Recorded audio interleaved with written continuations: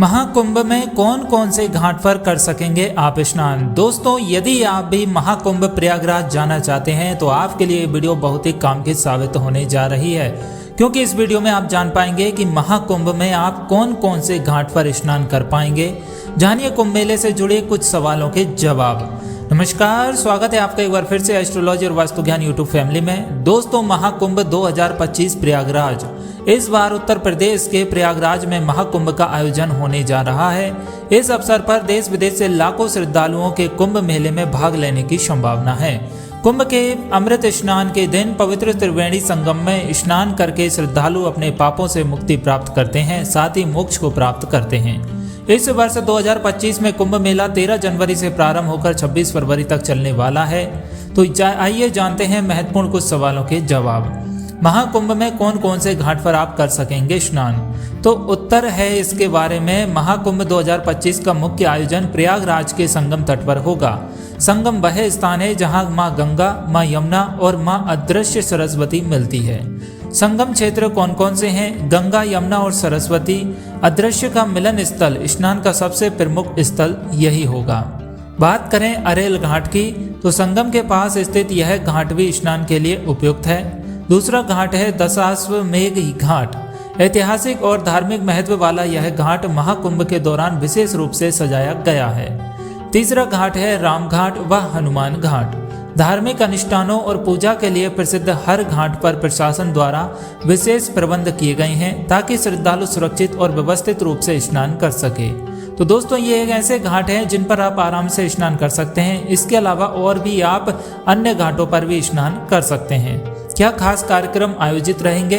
तो महाकुंभ केवल स्नान तक सीमित नहीं है, यह एक विशाल सांस्कृतिक और आध्यात्मिक उत्सव है। इस दौरान आप भव्यता के दिव्य दर्शन कर सकेंगे और नाइट शो भी आपको देखने को मिलेगा।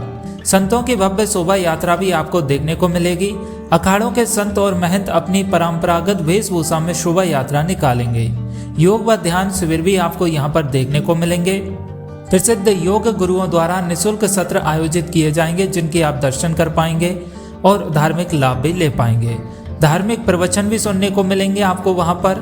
विभिन्न संत महात्मा धर्म, योग और भक्ति पर प्रवचन देंगे। साथ ही आप जिन गुरु संतों महात्माओं के लिए या कथावाचकों के लिए सिर्फ टीवी तक ही देख पाए थे, टीवी तक पर ही सुन पाए थे, और यदि आप ये विचार कर रहे थे कि हम एक बार स्वयं जाकर उनके पंडाल में उनकी कथा सुने, कथा का श्रवण करें, तो ये सौभाग्य आपको यहाँ कुंभ में प्राप्त हो सकता है, क्योंकि यहाँ पर छोटे से लेकर बड़े सभी आध्यात्मिक गुरु, कथावाचक सभी आएंगे और अपनी अपनी कथा वाचेंगे। जो भी, जैसे कोई शिव पुराण का कथा चल रही होगी कहीं पर, तो कहीं पर राम कथा चल रही होगी, कहीं पर रामचरितमानस चल रही होगी, तो कहीं पर सुंदरकांड चल रहे होंगे। तो अलग अलग जैसी जिसकी श्रद्धा, जिसने जो संकल्प लिया होगा उसके अनुसार वहां पर कथा चल रही होगी, तो आप उसका श्रवण कर सकते हैं। सांस्कृतिक कार्यक्रम में क्या देखने को मिलेगा? भारतीय संगीत, नृत्य देखने को मिलेगा। लोक कलाओं का प्रदर्शन किया जाएगा। आध्यात्मिक पुस्तकों का मेला भी लगेगा, जहां पर आपको धर्म और अध्यात्म से जुड़ी पुस्तकों की प्रदर्शनी लगी मिलेगी और आप इनको खरीद भी सकते हैं। अब बात करें स्नान के लिए क्या विशेष तैयारी की गई है, तो दोस्तों, प्रशासन और आयोजन समिति ने कई विशेष तैयारियां की है। जैसे कि सुरक्षा प्रबंधन क्या है, घाटों पर पुलिस और सुरक्षा बलों की तैनाती की गई है। ड्रोन से भी निगरानी की जाएगी। 4 रोबोटिक बॉय स्नानार्थियों को डूबने से बचाने के लिए सदैव तैयार रहेंगे। स्वच्छता का पूर्ण रूप से ध्यान दिया गया है। संगम व अन्य स्थलों को स्वच्छ रखने के लिए विशेष अभियान चलाया जा रहा है। आप भी एक बात ध्यान दें कि जैसे ही घर से निकलें आप, तो अपना थैला, अपना थाली, अपना सामान स्वयं सुरक्षित रखें। साथ ही कूड़ा कचरा कहीं भी डालने का प्रयास ना करें। हर 100 मीटर पर, 100 कदम पर आपके लिए डस्टबिन देखने को मिल जाएगा, तो उसी में डालें। यहाँ वहाँ कहीं भी गंदगी ना फैलाएं, क्योंकि सब व्यवस्थाएं की गई है हर जगह।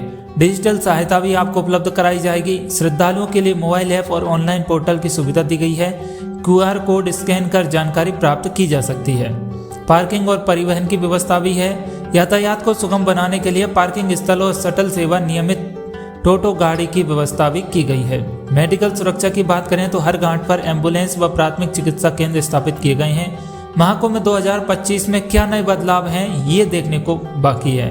तो इस बार के महाकुंभ को स्पेशल बनाने के लिए कई तरह के बदलाव किए गए हैं, जैसे स्मार्ट सिटी प्रयाग, अर्थात प्रयागराज को स्मार्ट सुविधाओं से लैस किया गया है, जिसमें फ्री वाईफाई, स्मार्ट लाइटिंग और सिटी सीसीटीवी कैमरे शामिल हैं। पर्यावरण अनुकूल प्रबंधन क्या है, तो प्लास्टिक का उपयोग प्रतिबंधित कर दिया गया है और इको फ्रेंडली सामग्री को बढ़ावा दिया जा रहा है।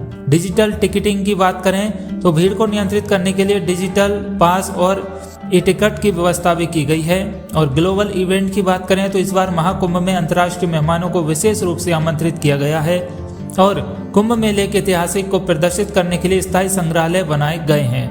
उम्मीद है दोस्तों कि वीडियो में दी गई जानकारी आपको पसंद आई होगी और आप इससे संतुष्ट हो गए होंगे, क्योंकि यहाँ पर कुंभ को लेकर एक एक बात को विशेष रूप से ध्यान दिया गया है और छोटी से छोटी लेकर बड़ी से बड़ी बात को कवर किया गया है।